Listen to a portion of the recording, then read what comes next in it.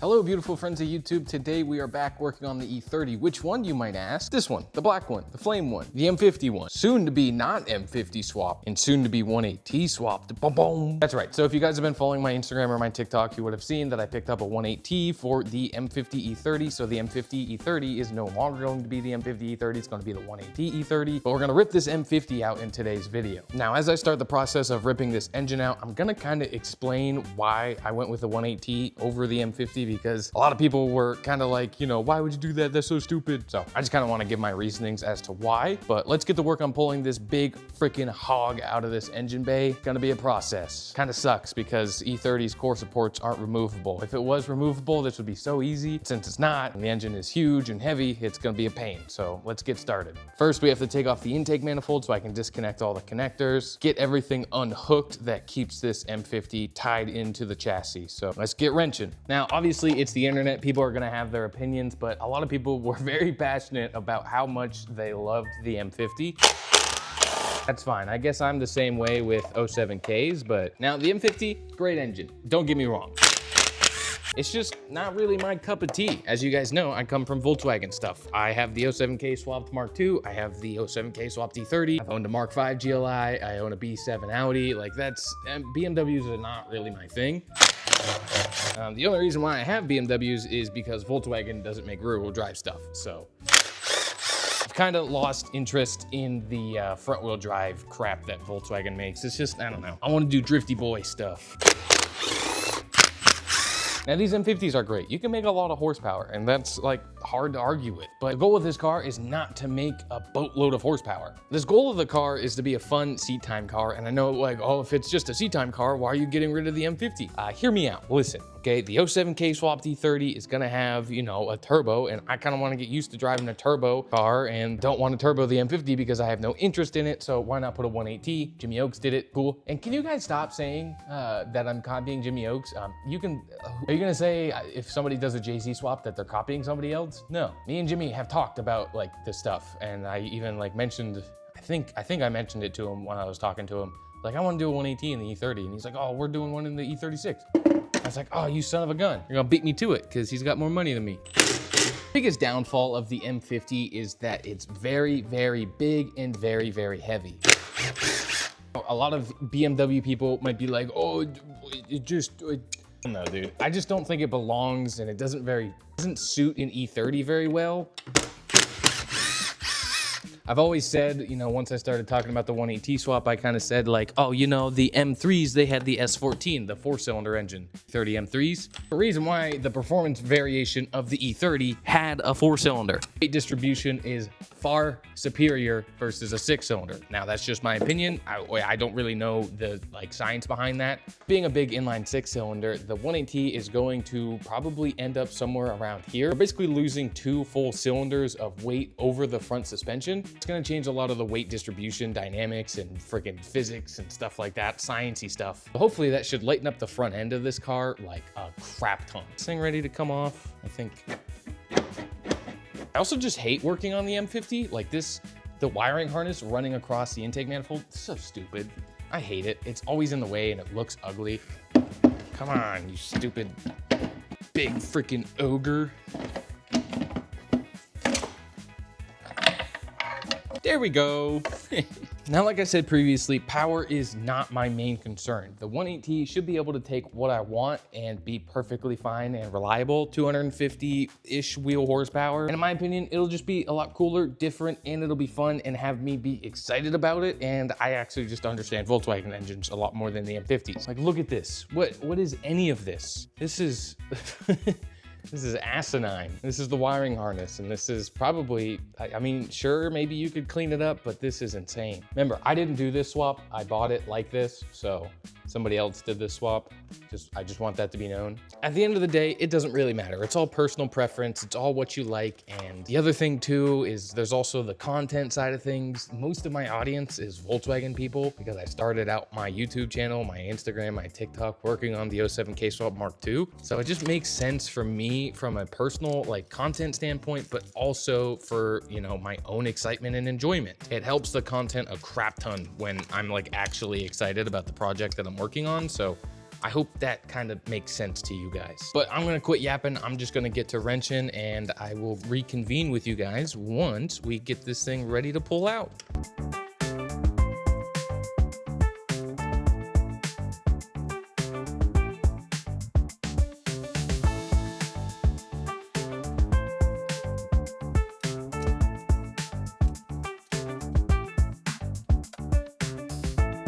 Alrighty, wiring harness is all out of the car. Everything is off and ready to go. The freaking transmission bell housing bolts are undone. Engine mounts are undone. There was only 2 bell housing bolts holding on the bell housing to the transmission to the block. That's insane.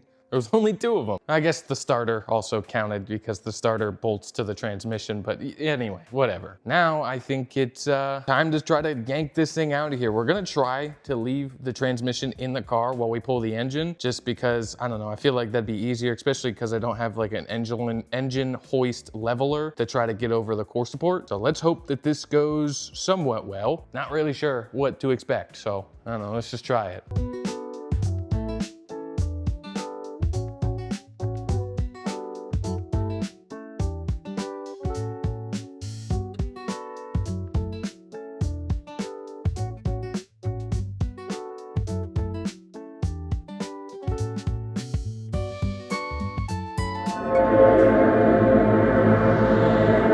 Alrighty, the M50 is successfully pulled out of the engine bay of the E30, so it is time to say goodbye to this big old freaking lump. Just look at how huge this thing is compared to the 07K. Dude, it's massive.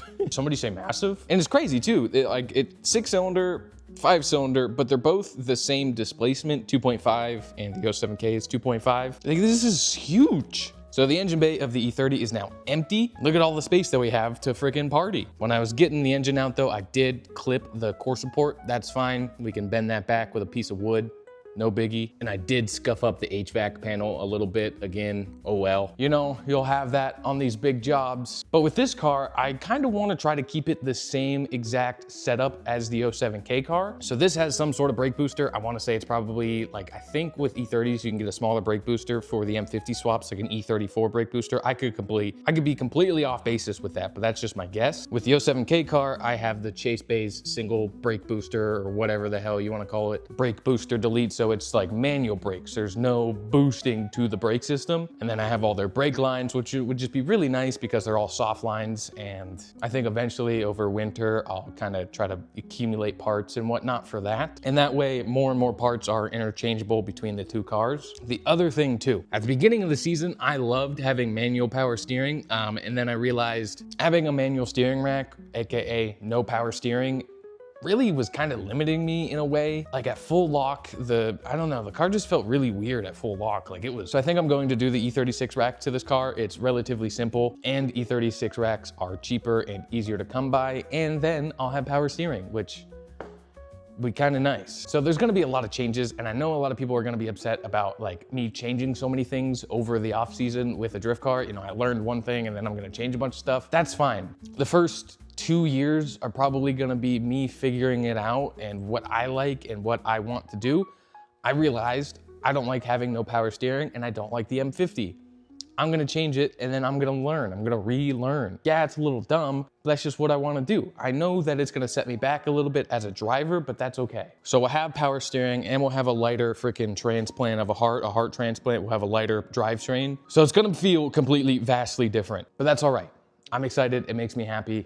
Whatever. The other thing too, the chassis harness, this gives me the opportunity to redo this because this is an absolute nightmare. I don't really know how much I can do with this, but I should probably focus on getting the 180 torn down and get it on an engine stand and start to put some new parts on it, do the timing stuff, new timing belt, do all the fancy parts that I want to do. And I was having a hard time deciding on what route I wanted to go with the 180 as far as power levels and turbo setup and all that stuff. Don't mind me, because there's a lot of different routes that you could go with this 180 setup. You could keep it simple, ditch the KO3 and go for a KO4, or you could get it a little bit more complicated and you could do something like a GT2871R or something along those lines of a smaller turbo, and it's still able to be controlled by the stock ECU. And there's just a little bit more tunability about keeping the boost down at lower RPMs so we can keep the torque from hitting 300 foot-pounds, because that's when, you know, a rod likes to say goodbye. And initially I was thinking I wanted this setup to be around 250, 300 wheel horsepower. Maybe initially we'll keep it lower and just do like a simple KO4 with just a stock KO4 or like a simple KO4 tune. Typical V-dubs guys would call it like probably like stage 2, bro. And DOS Parts was kind enough to send out the ECU that came with this engine. And apparently it's already IMO defeated and it has a Eurodyne tune on it. I don't know what kind of tune, I don't know what it's for. So I think what we should do is get this engine up on an engine stand, tear it down. I don't think I'm gonna do the rods or anything on it. It would be really easy and probably beneficial to do rods right now during the off season. Just not really sure. So maybe I'll just post this video up and kind of see what you guys think. It's always good to get different opinions, but sometimes the opinions can be hard to deal with. I don't know. So let's do that. Let's get this engine up on the engine stand and then we can go from there and kind of decide what we're gonna do with it. All right, 180 is on the engine stand. Now what we're gonna do is start tearing this down even more. We're gonna start off with the hard stuff. So for example, we're gonna start off with the turbo and the turbo manifold, get that taken off. Come over here, get the intake manifold, all this thing, and we're gonna start stripping it down and hopefully clean it up, wire wheel the block, paint it up, and then we'll end the video there because I gotta order some parts. We're gonna absolutely coat this turbo manifold and the exhaust manifold studs, the bolts or whatever you want to call them. We're just gonna coat them in PB Blaster. I mean, absolutely soaked down. I mean, we're just, oh, they're gonna get a freaking bath in Blaster, dude. Oh yeah.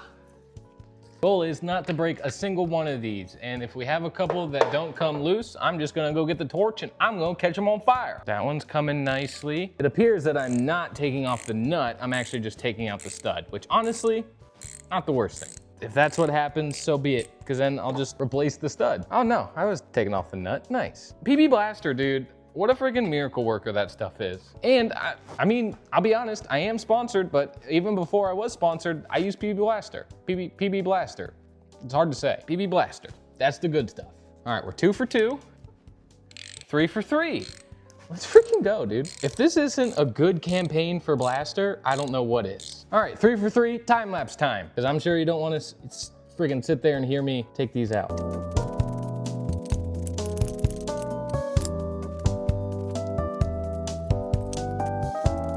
By some divine intervention, we didn't break a single exhaust manifold stud. And by divine intervention, I mean PB Blaster, so go get yourself some, but turbo should be ready to come off. Oh, we got one more bolt. Let me pop that off real quick. What is it connected to? Oh, there you go, oil feed.